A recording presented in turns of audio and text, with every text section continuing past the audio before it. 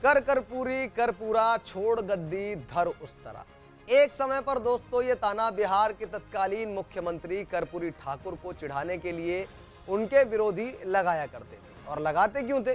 क्योंकि वो एक अति पिछड़े समाज से आते थे, वो जाति से नाई थे। और मैं बात कर रहा हूं समाजवादी आंदोलन में राम मनोहर लोहिया और जयप्रकाश नारायण के बाद पिछड़ों के सबसे बड़े मसीहा माने जाने वाले जननायक कर्पूरी ठाकुर की। जब से मोदी सरकार ने बिहार के पूर्व मुख्यमंत्री कर्पूरी ठाकुर को भारत के सर्वोच्च सम्मान भारत रत्न देने की घोषणा की है और यह बताया है कि जननायक कर्पूरी ठाकुर को भारत रत्न मरणोपरांत से सम्मानित किया जाएगा, इसी खास मौके पर हम आपके लिए लाए हैं कर्पूरी ठाकुर की जिंदगी की वो 10 अनसुनी अनकही कहानियां जिन्हें आज हर किसी को सुनना चाहिए। ये उनकी जिंदगी से जुड़ी वो सच्ची घटनाएं हैं जिन्होंने कर्पूरी ठाकुर को जननायक कर्पूरी ठाकुर बनाया। जननायक कर्पूरी की पूरी जिंदगी गुजरी झोपड़ी में। दोस्तों आजकल एमएलए एमपी की बात तो दूर दूर तक छोड़ दीजिए, बल्कि मुखिया सरपंच को भी बड़ी बड़ी लग्जरी गाड़ियां चाहिए, वो उन पर घूमते हैं। साल भर में कोठी खड़ी कर लेना उनके बाएं हाथों का या यूं कहे चुटकियों का खेल होता है। चुनाव से पहले भले ही वे फटेहाल हो, आपसे हाथ जोड़कर वोट मांगे, लेकिन चुनाव जीतने के साल 2 साल में ही उनके पास ऐशो आराम की वो सभी चीजें हो जाती हैं जो कर्पूरी ठाकुर अपने बहुत लंबे राजनीतिक जीवन में और 2 बार बिहार के सीएम बनने के बावजूद भी नहीं कर पाए। पहले उप मुख्यमंत्री और फिर बाद में 2 बार बिहार के मुख्यमंत्री चुने गए थे कर्पूरी ठाकुर, लेकिन इसके बावजूद उन्होंने अपने लिए एक कार यानी कि गाड़ी तक नहीं खरीद पाई। गाड़ी की बात तो आप छोड़ भी दें तो ये बात आपको जरूर अचरज में डाल देगी कि वो शहर तो दूर बल्कि गांव में भी अपने लिए एक मकान तक भी नहीं बनवा पाए थे। वो अपने जीवन के आखिरी पल भी उन्होंने एक झोपड़ी में ही गुजारे। कर्पूरी का फटा कुर्ता देख जब चंद्रशेखर ने मांगा चंदा। कर्पूरी ठाकुर के पिए रहे वरिष्ठ पत्रकार सुरेंद्र किशोर ये कहानी सुनाते हैं। ये बात है 1977 की, जब पटना के एक भवन में जयप्रकाश नारायण के जन्मदिन पर एक आयोजन था, या यूं कहें कि एक पार्टी थी। एक्स पीएम चंद्रशेखर, नानाजी देशमुख जैसे कई बड़े नेता देश भर से जुटे इस पार्टी में। उस समय कर्पूरी ठाकुर बिहार के सीएम थे। कर्पूरी ठाकुर इस कार्यक्रम में फटा हुआ कुर्ता पहन करके गए और टूटी हुई चप्पल पहन के गए, लेकिन कर्पूरी ठाकुर को इससे कोई दिक्कत नहीं थी। लेकिन समाजवादी नेताओं ने यह देख करके चर्चा चलाई आपस में कि किसी मुख्यमंत्री को ठीक से जीवन गुजारने के लिए आखिर कितनी पगार होनी चाहिए। सब इस पर हंसने भी लगे और तब चंद्रशेखर अपनी सीट से उठे और अपने कुर्ता आगे फैलाकर सबसे बोले कि भाई आप कर्पूरी जी के कुर्ते के लिए कुछ फंड दीजिए, कुछ दान दीजिए। तो वहां से काफी जो है रुपए इकट्ठे हो गए थे। कुछ 100 रुपए इकट्ठे होने के बाद जब कर्पूरी जी को वो थमाए गए तो उनसे कहा गया कि इन रुपयों से आप अपने लिए एक बढ़िया सा कुर्ता धोती खरीद लीजिए। तो कर्पूरी जी ने जो जवाब दिया ना वो काफी इंटरेस्टिंग था। उन्होंने कहा कि ये रुपए हम मुख्यमंत्री राहत कोष में जमा कराएंगे, और उन्होंने किया भी कुछ ऐसा ही।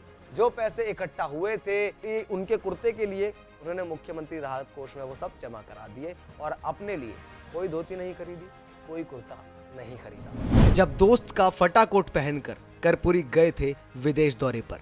दोस्तों आज के नेता रोज ड्रेस बदलते हैं, लगता है कि कपड़ों से ही वो पहचाने जाएंगे। जितने महंगे कपड़े पहनेंगे उतने बड़े नेता कहलाएंगे। 10-10 लाख रुपए के नेताओं के सूट की चर्चा भी काफी होती है, सोशल मीडिया पर वायरल होते रहते हैं। लेकिन कर्पूरी ठाकुर एक ऐसे नेता थे कि कपड़ों पर उनका ध्यान ही नहीं रहता था। लेखक जयंत जिज्ञासु ने अपनी एक किताब में इसी वाकये का जिक्र भी किया है। ये बात है सन 1952 की, जब कर्पूरी ठाकुर पहली बार एमएलए चुने गए थे। तो उन्हें विदेश जाना पड़ा था, विदेश जाने का मौका मिला था। लेकिन समस्या ये थी कि विदेश जाकर वहां पहनने के लिए उनके पास एक कोट तक नहीं था। इसलिए उन्होंने क्या किया, हम और आप भी क्या करते हैं, दोस्तों से मांग लेते हैं। उन्होंने भी अपने दोस्त से एक कोट मांगा, लेकिन वो कोट फटा हुआ था। समस्या ये थी वो कोट थोड़ा सा फटा था। कर्पूरी ठाकुर को लेकिन इस फटे हुए कोट से कोई दिक्कत नहीं थी और वो उसे ही पहनकर विदेश चले गए। वहां जाने के बाद किसी की नजर उस फटे हुए कोट पर पड़ी और तब जाकर के उस आदमी ने उन्हें एक कोट खरीद कर तोहफे में दे दिया। तो आप देख सकते हैं विदेश भी जाना पड़ा तो कर्पूरी जी अपने दोस्त से कोट लेकर के फटे हुए कोट के साथ ही निकले। जब जीप मांगने पर लालू यादव ने उड़ाया था कर्पूरी ठाकुर का मजाक। यार अगली कहानी और भी इंटरेस्टिंग है। कर्पूरी जी के पास अपनी गाड़ी नहीं थी। बात 80 के दशक की है।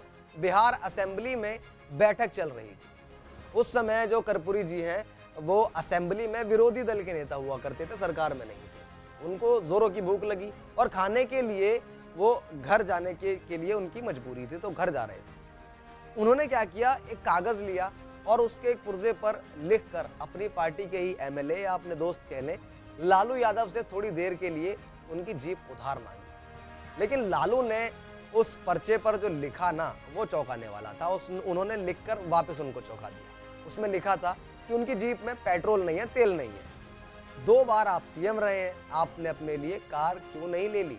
उन्होंने लालू यादव ने क्वेश्चन किया। अब आप बताइए, जो आदमी 2 बार सीएम रहा हो वो अपने लिए एक जीप भी नहीं खरीद सकता। कर्पूरी ठाकुर हमेशा रिक्शा से चलते थे। उनका कहना था कि जीप और कार में तेल भराने लायक उनकी आमदनी नहीं है। उनकी जो आमदनी है उससे घर में दाल रोटी का जो बंदोबस्त है वो कर पाना भी मुश्किल होगा।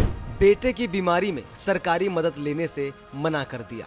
दोस्तों, जयंत जिज्ञासु ने अपनी किताब में कर्पूरी ठाकुर से जुड़े एक और प्यारे से प्रसंग का जिक्र किया है। कर्पूरी ठाकुर के छोटे बेटे का सिलेक्शन डॉक्टरी यानी कि एमबीबीएस की पढ़ाई के लिए हो गया था, लेकिन इसी बीच उसकी तबीयत काफी बिगड़ गई। उसे दिल्ली के राम मनोहर लोहिया अस्पताल में भर्ती कराया गया। हार्ट अटैक की बीमारी का पता चला, ऑपरेशन जरूरी था। तब की पीएम इंदिरा गांधी को जब पता चला, उन्हें अस्पताल में देखने गई और उनसे पहले उन्होंने अपने एक प्रतिनिधि को वहां पर भेजा। राम मनोहर लोहिया अस्पताल से निकालकर बेटे को एम्स में भर्ती करा दिया गया। इंदिरा जी ने कहा कि सरकारी खर्च पर उसका इलाज अमेरिका में होगा। लेकिन जब ये बात कर्पूरी जी को पता चली तो कहानी अलग ही निकली। कर्पूरी जी ने इसका बहुत अलग रिएक्शन दिया।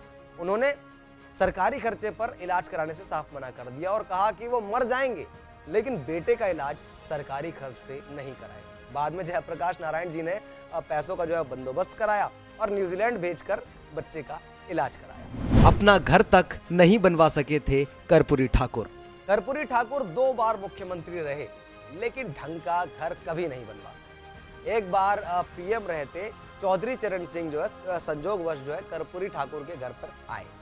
अब जैसे वो घर पर आए थे तो उनकी हाइट थोड़ी ज्यादा थी, तो उनके घर में जब उन्होंने एंट्री करी तो सर जो है वो लग गया, तो उनके सर में चोट लग गई।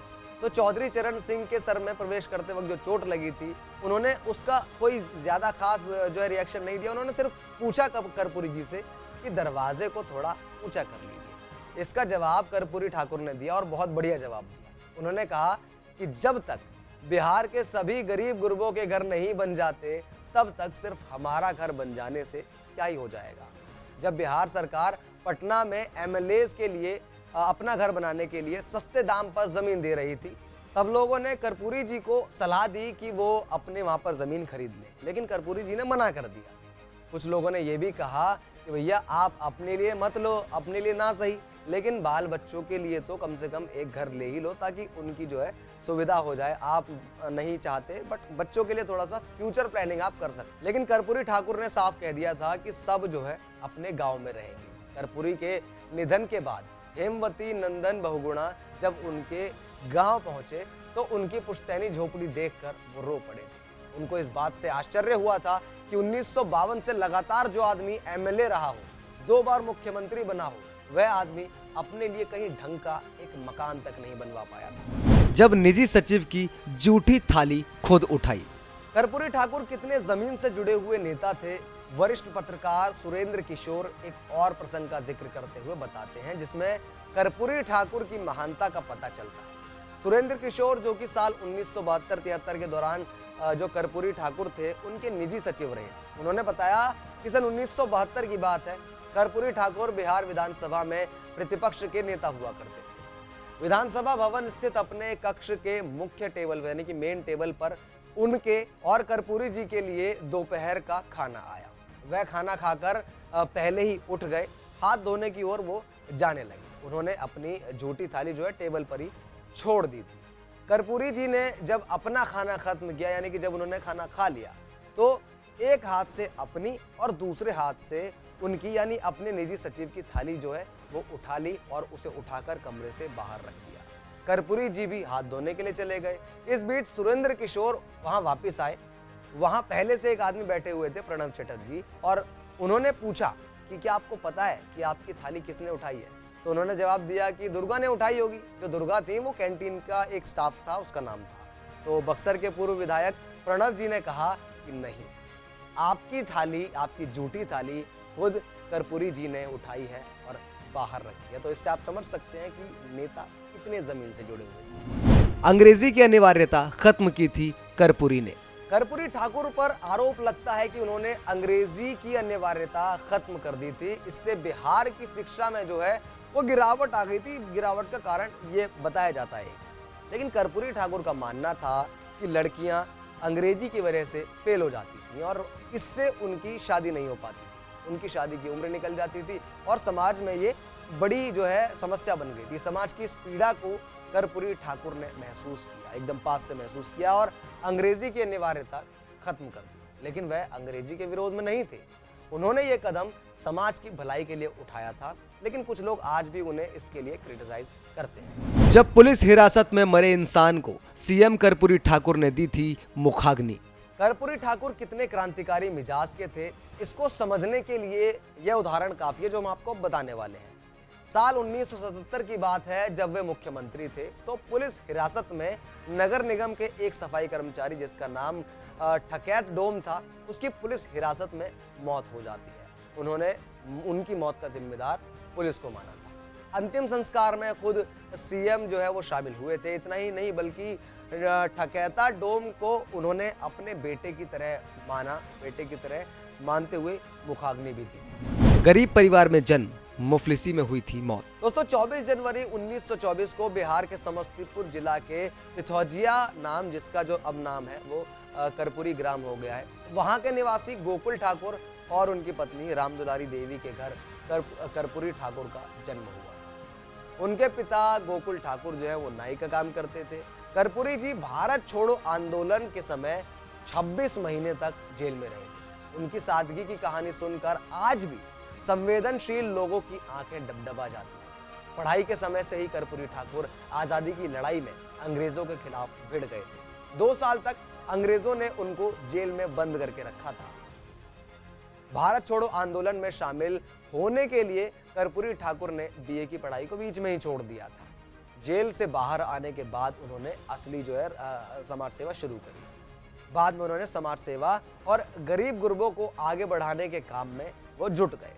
इसके बाद उन्हें शिक्षक की नौकरी भी मिली और 1992 में वे बिहार असेंबली के पहली बार मेंबर चुने गए। सोशलिस्ट पार्टी के टिकट पर ताजपुर सीट से उन्होंने पहली बार जीत दर्ज की थी। वे बिहार के मंत्री रहे, उसके बाद उप मुख्यमंत्री रहे और 2 बार मुख्यमंत्री भी बने। जरा सोचकर देखिए, जो इंसान 2 बार सीएम, 1 बार डिप्टी सीएम रहा हो, उसकी मौत भी ऐसी ही माली हालत में हुई जैसे हालातों में आज पूरा देश कर्पूरी ठाकुर पर गर्व कर रहा है। बिहार की उस धरती को सलाम कर रहा है जिसने देश को कर्पूरी ठाकुर जैसा जननायक बेटा दिया। अब भारत सरकार ने बिहार के इस बेटे कर्पूरी ठाकुर को उनकी जन्म शताब्दी के 1 दिन पहले भारत रत्न देने की घोषणा भी कर दी, जो कि एक स्वागत योग्य फैसला है। आपको जननायक कर्पूरी ठाकुर की जिंदगी से जुड़ी ये घटनाएं कैसी लगी, हमें कमेंट बॉक्स में जरूर बताइए।